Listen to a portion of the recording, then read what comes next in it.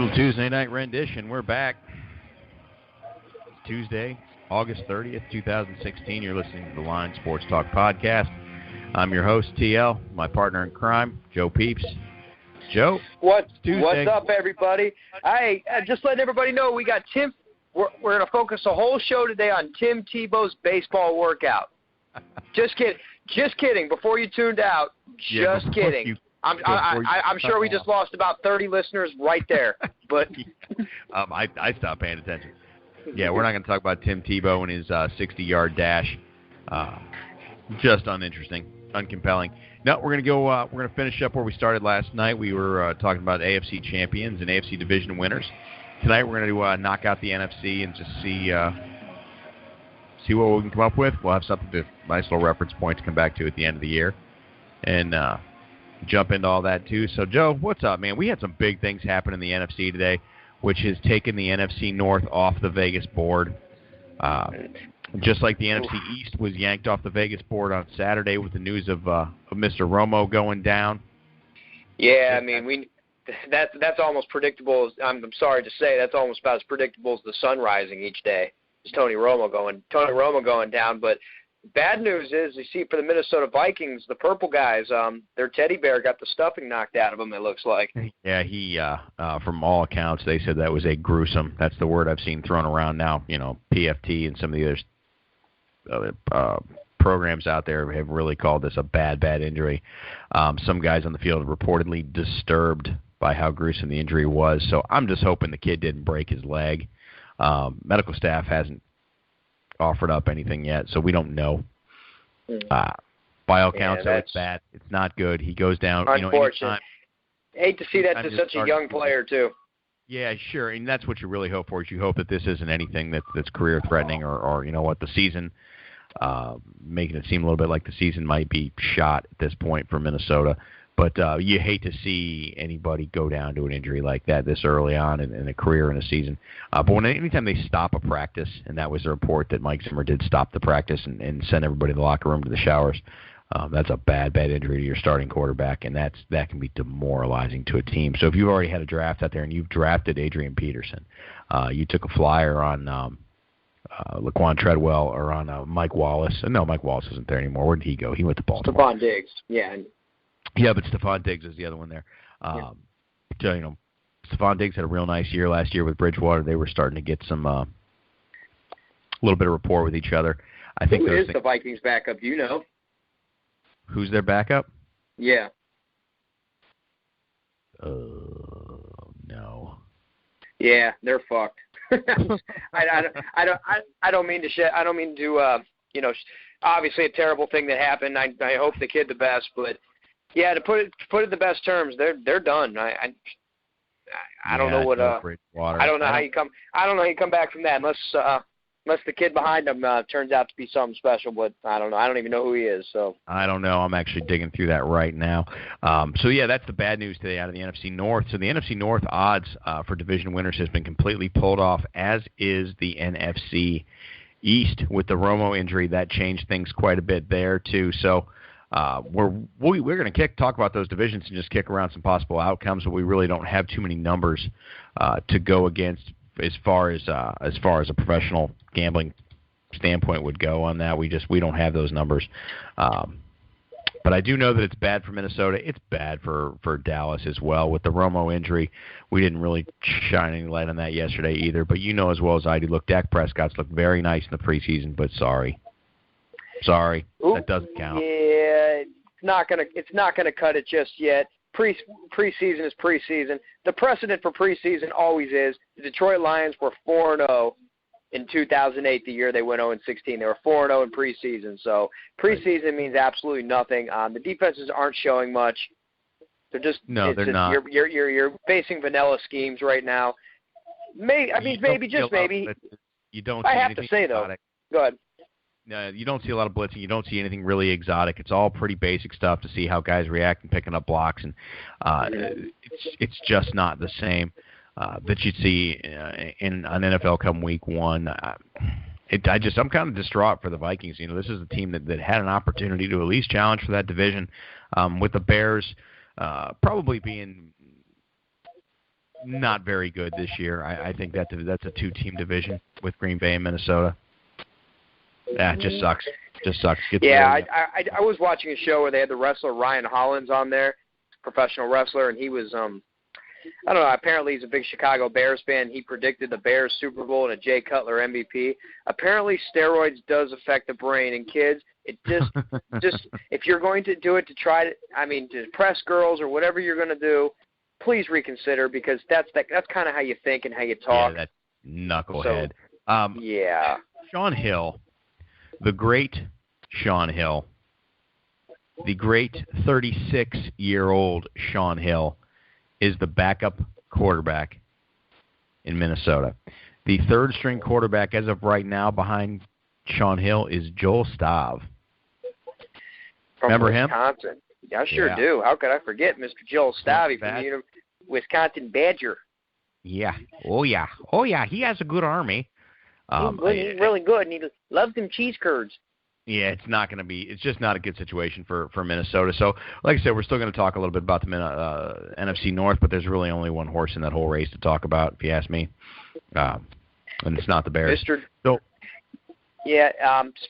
But Wisconsin will have the last laugh. We just made fun of them with Joel Stavy, but Wisconsin will have the last laugh when it comes to cheeseheads this year, because they look poised to have a nice run this year. Possibly, in a lot of circles, a Super Bowl favorite this year, and rightfully so. As long as they're going to have Aaron Rodgers behind center and a good nucleus around him, and the defense looks like it could be pretty good this year. Matthews, Peppers, they're definitely the class of that division as of right now, and maybe, just maybe, the class of the NFC as a whole. Yeah, let's just jump right into the NFC North while we're at it. Green Bay is probably the clear-cut favorite to win that division. I don't see too many other teams challenging them for that. You know, what is Detroit going to be this year? They're kind of, I know, look, and I tend to be defense attorney for some of these teams, but I watched what they did last year for Jim Caldwell towards the end of that season. This was a team that their season was gone. But they really did rally around their coach. They played for Caldwell. They won games. That does speak volumes to me. It really does. When they want their coach to be there, it does mean something to these teams. That's admirable. That's admirable, but you got to remember, no Megatron this year. You're right. No Megatron to put the ball up and go get it. Megatron is an unfair cover for anybody. Yeah, not having him this year. Like I said, Golden State is a nice receiver. I would take Golden Tate on my team any day of the week. Yeah, but I don't think he's the guy to run the show. I think he's a good supporting actor. I don't think he's the lead guy.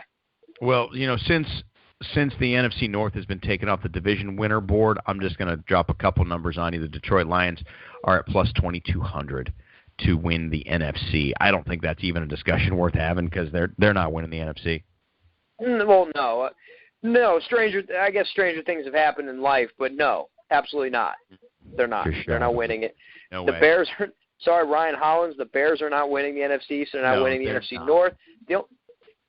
Now with Teddy B gone, I really think the only team we're talking about in the NFC North is the Green Bay Packers. I don't see any scenario how they lose this division this year. I really don't. Well, there's a couple scenarios that we don't want to talk about. Barring major injury, of course. I had a fantasy draft that's relying on them to do pretty well. Yeah.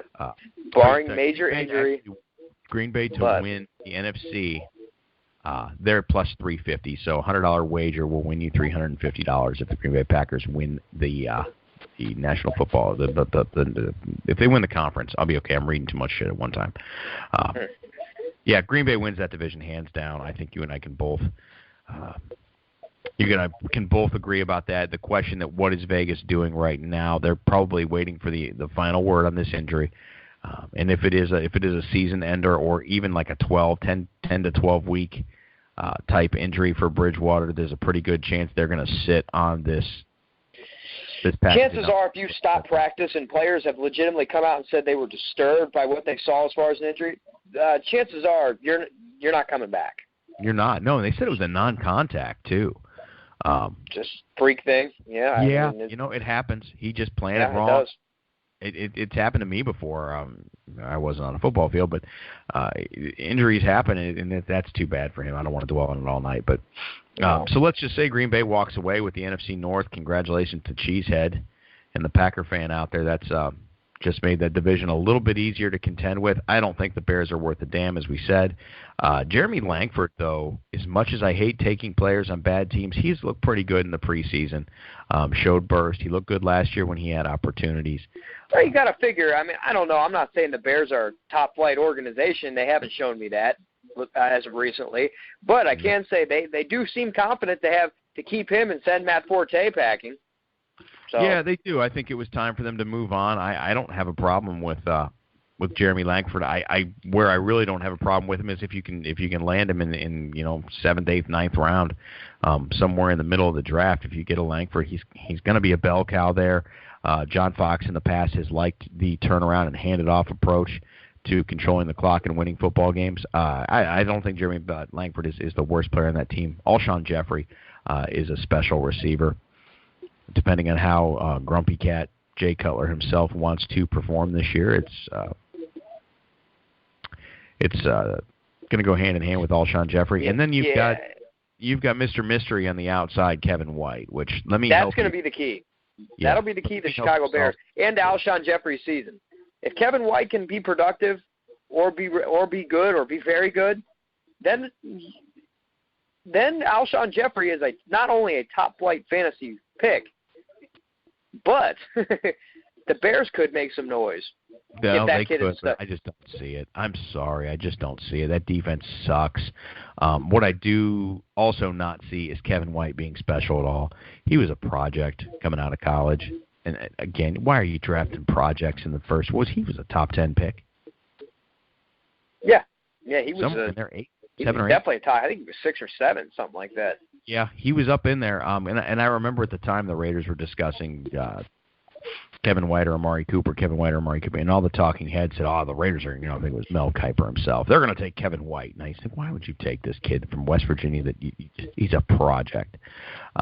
Amari Cooper was not a project. He was a kid. West Virginia seems very systematic when it comes to their offense. Just look at the examples. Look at Geno Smith. Look at Tavon Austin. Yeah, hasn't done much since he's been in the league. Stedman Bailey. What's the other guy? Steve Slayton. I mean, there's It is all about quite a few at that place. The Bears don't expect much. Green Bay wins that division walking away. While we're on the topic of divisions that don't have any information posted, we might as well continue to coast in that direction with the NFC East. With Romo down. Makes it interesting, doesn't it? Completely up for grabs. Completely. Who won it last year? The Redskins? The Washington Redskins, Kirk Cousins, and I guess that? We like it. I guess. I guess it was good enough. It was good enough. Yeah, it was. It very much was. Now, prior to these injuries, we're going back to, I think these first numbers came out about around February.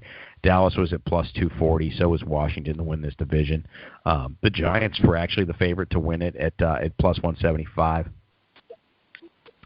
And the Eagles were at plus 600. So the Eagles going back to February were not given much of a chance to win this. But at the time, these numbers can't really be taken into consideration. The Eagles didn't have a head coach yet. Nobody knew what the hell was going on with any of these teams at this point. I still think that Washington, despite their inability to wow anybody, I think they're a good football team. Jay Gruden's put together a nice, well-rounded football team. Don't you think? Yes and no. So they did what they had to do last year. They were 9-7. They won the division. Hats off to them. But from what I remember, they didn't beat. I don't think they really beat anybody